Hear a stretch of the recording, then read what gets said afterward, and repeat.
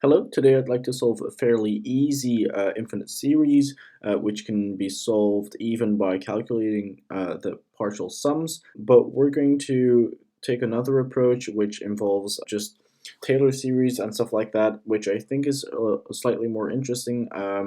So let's see where we get started. Maybe let's look at the simplest Taylor series for 1 over 1 minus x. So we have 1 over 1 minus x, and that is going to be equal to the infinite sum from n equals 0 up to infinity of x to the power of n. Now, we do have to note that this only holds for x, or actually the absolute value of x smaller than 1, so that's quite important. But how could we use this to solve our series, right? The first problem, or not really a problem, but the first thing to notice is that here we have n equals 1 and here we have n equals 0. So we would want to start at n equals 1, but of course our first x still has to be x to the power of 0. So basically we have to subtract 1. So now, having done this, we now have two sums from n equals 1 up to infinity. How could we use them? Well, we're going to take the antiderivative of both sides. So we have the antiderivative of 1 over 1 minus x dx is equal to our sum from n equals 1 up to infinity, and then we take the antiderivative of each of these x to the power of n minus 1s separately, which we can immediately do, and this is going to give us x to the power of n divided by n. Now, this left-hand side over here, which is of course our simple integral, well, we just know that 1 over x is going to be log of x, if you take the antiderivative. And then, of course, kind of applying the inverse chain rule there, we have minus log of 1 minus x. So I suppose most of you might see that the next step might be to take the antiderivative again, since that would fix our right-hand side, our sum, immediately. So let's do that, right? Let's take the antiderivative, so minus the antiderivative of log of 1 minus x dx. Then, of course, we have the sum from n equals 1 up to infinity of x to the power of n plus 1 divided by n times n plus 1. So this left-hand side is again quite simple, but I want to show you a little trick on how to solve this nicely without actually having to substitute anything in. I like this little trick I'm about to show you here. So we're going to have integration by parts. So we have our column, so we have a sign column with +1, -1, a d column, which is for differentiating a function. So in this case, we would have minus log. And then, of course, we also have the I column, or the integration column. So we're going to have 1 over here, which we can always do, just multiply by 1.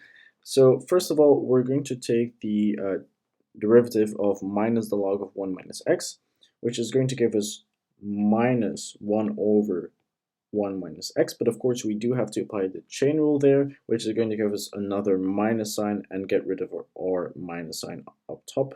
So we have positive 1 over 1 minus x. And then over here we of course have to integrate, but I'm going to actually add a plus c here since it's the antiderivative, but I'm going to choose our plus c as -1. So that's something we can actually do, which is quite nice. And as you'll see, that's going to make our integral really quite a lot easier, or just cleaner, not really that much easier. So how would we read this column? Well, actually, we always multiply diagonally. So if this were to go on, we keep doing that.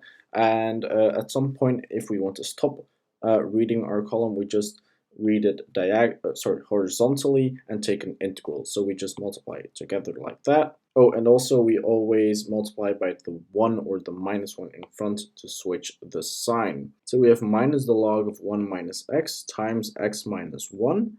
And then, of course, so that's reading diagonally like this. And then, of course, we're also going to have this row over here, which is going to give us, let's see, minus, but this time we do have to take an integral because we're reading horizontally, minus x minus 1 divided by 1 minus x dx. But of course, if we take this minus sign inside of our integral, so we should switch that to a plus sign, we can just, switch 1 minus x and x minus 1, and we have, of course, an integral of 1 dx, which is going to give us x. Now, the last step to take here is we're going to evaluate this expression, at least both sides of this expression here, um, at x equals 1, but we do have to take a limit.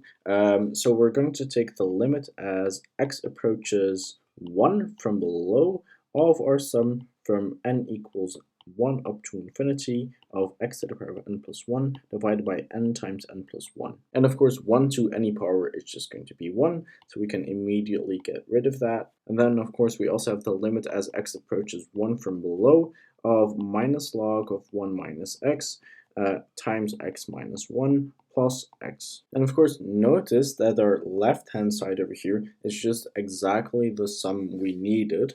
And of course, now after evaluating this, we immediately get our answer. First of all, if we approach x from below for this plus x function, we just get plus 1, right? So simple as that. We have 1 over there.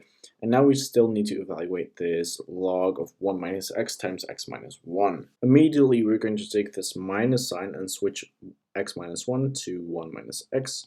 So we have a slightly nicer expression. Now notice of course that we do have a little issue over here. So when we plug in x equals 1, we have log of 0, which is going to be minus infinity, times 0, because we have 1 minus 1, which is going to give us 0, of course.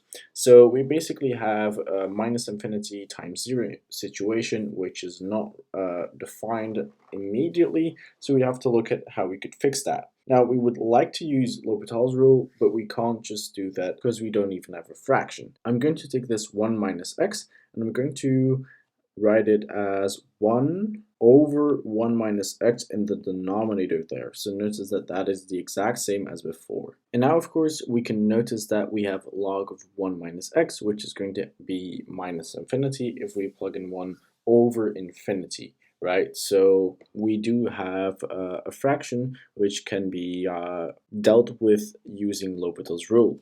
So doing that, we have the limit as x approaches 1 from below times 1 over 1 minus x, but of course applying the chain rule, we have another minus sign in front, and then we have 1 over 1 minus x squared, where the minus sign and the sign from the chain rule just cancel out. And now, of course, we can just flip this expression back up. So we're going to have this 1 over 1 minus x squared, and we're going to put that in the numerator again, which is going to give us, let's see, 1 minus x squared over here. And of course, we're going to get rid of this fraction. And now it's really quite simple. We just get rid of this denominator over here and the power over there.